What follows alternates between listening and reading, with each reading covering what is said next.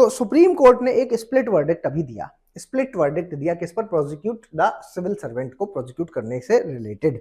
मतलब यहां पर किससे रिलेटेड बात है, यहां पर जो बात है वो है प्रिवेंशन ऑफ करप्शन एक्ट से संबंधित। ठीक है, चलिए मामला क्या है, मामला क्या है, सुप्रीम कोर्ट का एक वर्डिक्ट आया है पीसीए के लिए, प्रिवेंशन ऑफ करप्शन एक्ट। ठीक है,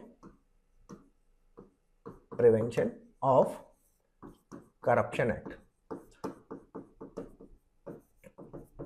अब देखो बेटा, इतना बड़ा सा है आर्टिकल, ठीक है, अगर इसकी आप थीम समझ लो, ठीक है, इसकी थीम का मतलब इसका बस आप मेन मुद्दा समझ लो, मामला क्या है, क्या वर्डिक्ट आया है, बस इतना आपको समझना यहाँ पर जरूरी हो जाता है, उतना ही आपको आपके लिए जरूरी भी है। ठीक है, तो प्रिवेंशन ऑफ करप्शन एक्ट में अभी यहाँ पर लिख रहे हैं कि स्प्लिट वर्डिक्ट आया। ये क्या मतलब होता है स्प्लिट वर्डिक्ट का, split verdict, split verdict, split verdict का क्या मतलब होता है, स्प्लिट वर्डिक्ट का मतलब होता है कि ये दो जजेस की बेंच थी, दो जज बेंच, ठीक है, ये दो जजेस की बेंच थी, और ये जो दो जजेस की बेंच है जो, इस पर अगर बात करते हैं तो इन दोनों का फैसला आया है, जिसमें कि एक ने कहा है यस और एक ने कहा है नो। ठीक है, एक ने कहा है यस और एक ने कहा है नो। ठीक है, ये बात आप समझिएगा, दो जजेस बेंच थी जिसमें से एक ने यस और एक ने नो कहा है, इसलिए ये हो गया है टाई, जैसा कि मैच में होता है टाई, तो इसलिए इसको क्या कह रहे हैं हम, स्प्लिट वर्डिक्ट कह रहे हैं। पहली बात तो ये समझ में आई। इसके अलावा जो दूसरी चीज इसमें लिखी गई है वो लिखी गई है किसको लेकर के, सेक्शन 17A को लेकर के, 17A। अब ये क्या चीज है, सेक्शन 17A क्या चीज है ना, सेक्शन 17A को लेकर के अगर हम बात करते हैं तो मामला क्या है, मामला ये है कि प्रिवेंशन ऑफ करप्शन एक्ट एक बना है, उस एक्ट में एक सेक्शन है जो कि ऐड किया गया है, और इस सेक्शन के अकॉर्डिंग अगर कभी भी किसी हायर सिविल सर्वेंट, मतलब सिविल या यूं कहें कि हायर ब्यूरोक्रेसी, जो उच्च पदों पर ब्यूरोक्रेट्स मौजूद हैं, उस ब्यूरोक्रेसी की अगर बात करें तो वो ब्यूरोक्रेसी पर अगर आपको केस चलाना है, ठीक है, उस ब्यूरोक्रेसी पर अगर आपको केस चलाना है या उस पर आपको कुछ एफआईआर वगैरह करनी है, तो उसके लिए सेंट्रल गवर्नमेंट की परमिशन, सेंट्रल गवर्नमेंट की परमिशन लेनी पड़ेगी, सेंट्रल गवर्नमेंट की परमिशन जरूरी हो जाती है, गवर्नमेंट की परमिशन। ठीक है, सेंट्रल गवर्नमेंट की परमिशन, सेंट्रल गवर्नमेंट की परमिशन है जो वो मतलब वो चाहिए होती है, समझ गए, इसमें सेक्शन 17A को लेकर के बात अगर करें तो। ठीक है, चलो अब मामला है जो वो सुप्रीम कोर्ट में गया। सुप्रीम कोर्ट में क्यों गया, सुप्रीम कोर्ट में इसीलिए गया कि पीसीए का जो 17A है, आर्टिकल, पीसीए का जो आर्टिकल, सॉरी आर्टिकल नहीं, सेक्शन 17A है जो, ये कैसा है, ये गलत है, ये क्या करता है, भेदभाव करता है। ठीक है, इस वजह से मामला सुप्रीम कोर्ट में गया। तो सुप्रीम कोर्ट में वर्डिक्ट आया, वर्डिक्ट में दो लोग बैठे, दो लोग में एक ने बोला यस, एक ने बोला नो। जो जिन्होंने बोला कि ये अनकॉन्स्टिट्यूशनल है, ये गलत है, सेक्शन 17A है जो वो गलत है, उनका नाम है बीवी रंगनाथन। ठीक है, तो जस्टिस रंगनाथन की तरफ से जो आया, एक है, नाम याद रखने की जरूरत नहीं है आपको, ठीक है, जस्टिस रंगनाथन, बस मैं कहानी को पूरा करने के लिए यहाँ पर ये बात लिख रहा हूँ, रंगनाथन। ठीक है, रंगनाथन जी की तरफ से जो स्टेटमेंट आया वो क्या आया, रंगनाथन जी की तरफ से जो स्टेटमेंट आया कि भाई ये देखो, ये है जो, ये अनकॉन्स्टिट्यूशनल है, और क्योंकि ये मतलब ये फीमेल जज है, ठीक है, और इनकी तरफ से आया कि ये अनकॉन्स्टिट्यूशनल है,